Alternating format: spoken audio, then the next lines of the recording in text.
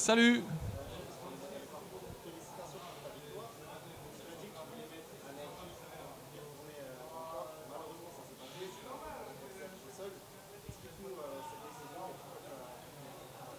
Bah, il a été plus agressif que je le pensais. Et, je devais le contrer en low kick quand il envoyait des jambes, j'ai pas réussi.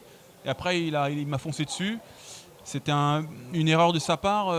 Quand je prends le body lock avec mes bras, voilà, j'ai une puissance de chacal. Ouais. Et là, c'était foutu une fois que c'était au sol. C'est ce que j'avais dit lors des interviews avant le combat. Si ça va au sol, ça ira qu'une fois au sol. Et voilà, c'est ce qui est arrivé. Il fallait que je repousse sa tête avec mon avant-bras et envoyer les coups de coude jusqu'à ce que l'arbitre arrête le combat, quoi.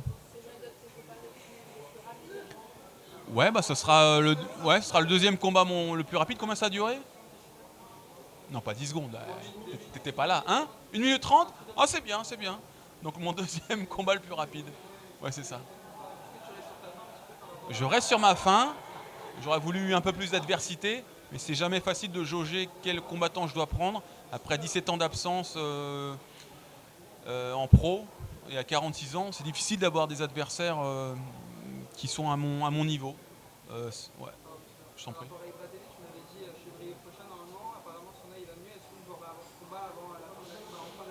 En fin d'année, non, il n'y aura pas Ibra TV, mais je pense qu'en février de l'année suivante, il y a des dates qui se précisent et ce serait beau que je puisse l'affronter. Ce serait un vrai challenge. Le mec est puissant, il est jeune, il est agressif, il a une réputation à tenir, donc il va tout donner.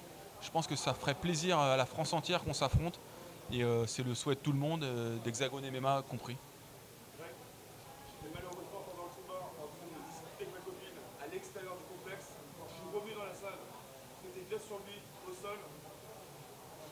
Pourquoi tu l'as pas tamponné debout avec des coups? Alex, s'il te plaît. Ah bah, je l'ai tamponné debout, j'ai essayé. Il m'a foncé dessus. Je fais ce que je peux, mon frérot. Hein? Toi, pourquoi t'étais dehors avec ta copine aussi, hein? Ah bah voilà, mais j'ai pas eu le choix. C'est... Qu'est-ce que tu as ressenti au niveau de son corps, au niveau de sa force? Non, moi je sais que je suis connu pour être puissant au corps à corps. Même nos physiques respectifs, ça se voyait. J'avais des bras 2 fois comme lui. Donc une fois que j'ai un body lock, il y a très peu de personnes qui peuvent résister à ma pression, à casser les reins.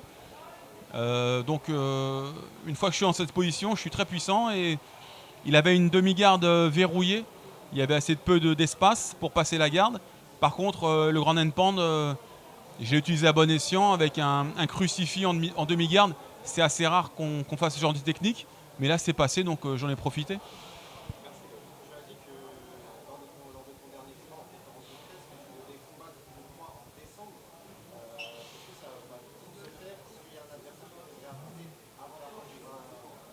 Alors j'ai un combat de prévu avant la fin de l'année.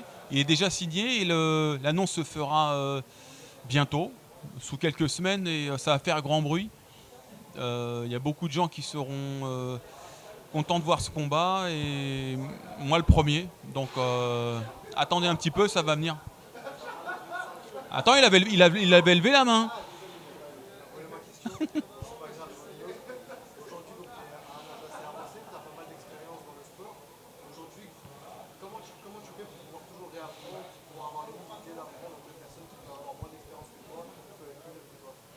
Bah, moi, ce qui me porte, c'est la passion de ce sport. C'est un sport qui est fabuleux. D'autant plus fabuleux quand tu fais 3 combats à l'hexagone et que tu n'as pas pris un coup au visage. Donc c'est sûr que quand tu combats au top niveau, comme j'ai pu le faire avant contre des mecs de l'UFC ou au Pride, tu pouvais prendre des coups très violents. Et là, ça pouvait être questionné. Euh, Là, je me fais plaisir. Je prétends pas prendre des ceintures de ouf ou combattre des adversaires fantastiques. Je me fais plaisir. Si des gens prennent plaisir à suivre mes combats, tant mieux. Mais voilà, j'essaie de garder les pieds sur terre, de ne pas me prendre pour quelqu'un que je ne suis pas. Voilà, je suis un passionné de sport de combat. J'aime ce que je fais. J'ai les coronesses de monter dans les cages à 46 ans et il y en a peu qui peuvent se tarier de ce genre de performance.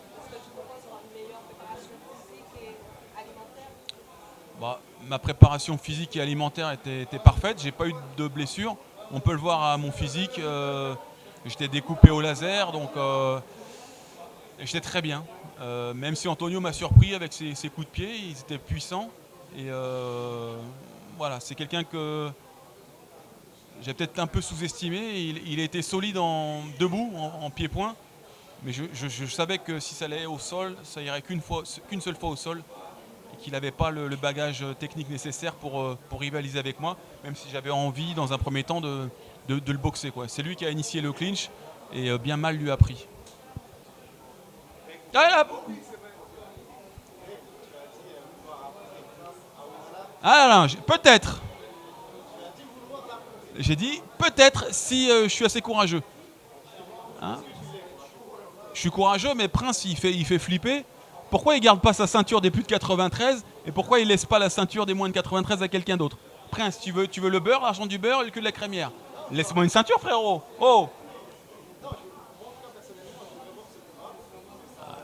Ouais, ouais, ouais, ouais. Il est chaud, Prince.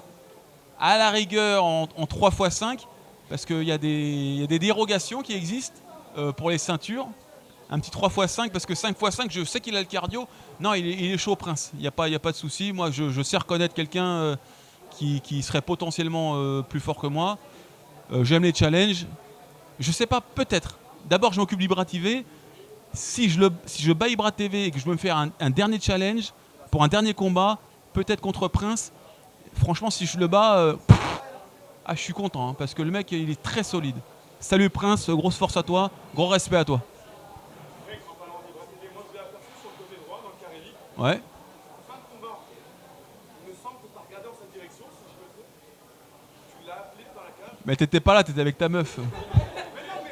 Quelqu'un d'autre. Non, mais si, mais non, non, non, non, tu l'as appelé, il est parti. Qu'est-ce qui s'est passé? Non, mais chevenu sur la main. J'ai bien vu que ta colla au bras.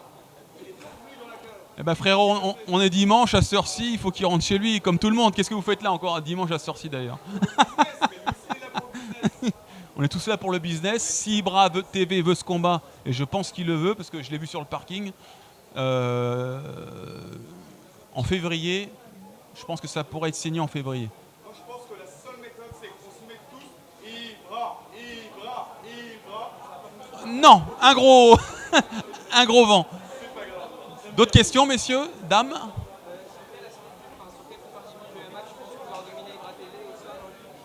Ibra, je le dominerai en striking, c'est presque sûr. Au sol, je suis plus technique que lui, mais voilà. Je sais que s'il m'amène au sol avec sa lutte explosive et qu'il me fait du ground and pound, il pourra m'avoir. Mais ça, il ne faut pas être un génie des sports de combat pour connaître nos stratégies respectives. Il est plus puissant que moi, il est plus jeune, il a une très bonne lutte. Et voilà, donc ce sera moi qui essaye de rester debout ou en top position, parce que s'il me met sur le dos et qu'il commence à me tabasser, ça va être dur. Impossible qu'il me soumette, impossible qu'il mette KO. Mais par contre, il peut gagner par KO technique. Si combat il y a contre Ibra TV, tu peux faire une grosse guerre qui va au bout à la décision avec du sang et des larmes de la sueur. Ou alors est-ce que tu préfères finir en 1 minute 30 et choquer, casser les réseaux et choquer la salle? Ah bah, et tant que c'est son sang et sa sueur, je préfère que ça se fasse dans le sang et la sueur. Et non, mais contre Ibra, c'est un combat qui ira. Ça durera plus qu'un round, parce que je le sous-estime pas. Le mec est courageux, il est hyper solide physiquement. Il s'entraîne avec la Team Warin, qui est une référence. Donc il prend les choses au sérieux. Et jamais je ne sous-estimerai ce gars. Et jamais de la vie. Et je vais me préparer pour une guerre de ouf. Donc Ibra, si tu veux cette guerre, moi je vais te la donner.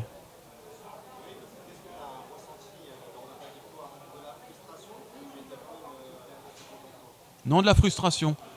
Mes deux derniers combats, voilà, je suis monté sur la cage, j'ai hurlé, j'étais content.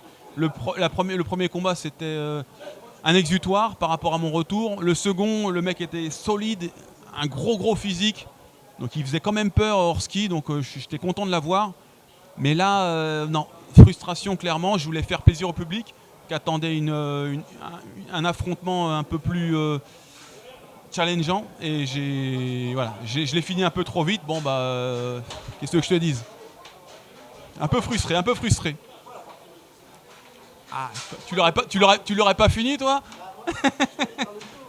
Ah non, le show c'est compliqué. Si tu peux finir le mec, tu le finis, point barre. Donc on reste sur un sport de combat et tout peut arriver. Ses kicks faisaient mal, hein, on va pas mentir. Hein. Je sais qu'il avait des bons kicks et j'en ai pris un, j'ai fait ouh, ça fait mal. C'est lui qui a initié le clinch. Ça, c'était une erreur de sa part. Mais bravo Antonio et j'espère que le cerveau va bien parce qu'il en a pris des coups de coude.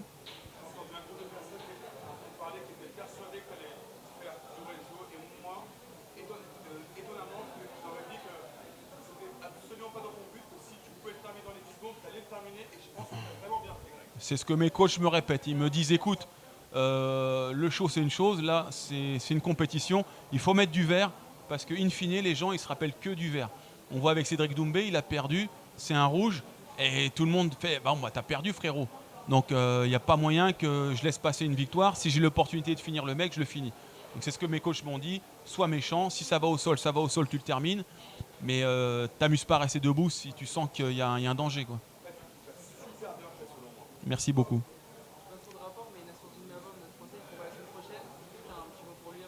Nassourdine Imavov, je te kiffe.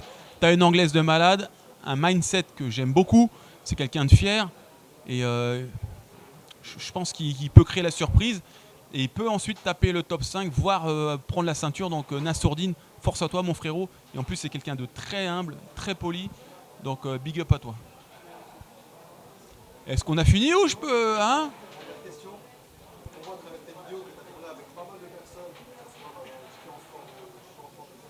Saladin Parnasse. Un applaudissement. C'est ma question.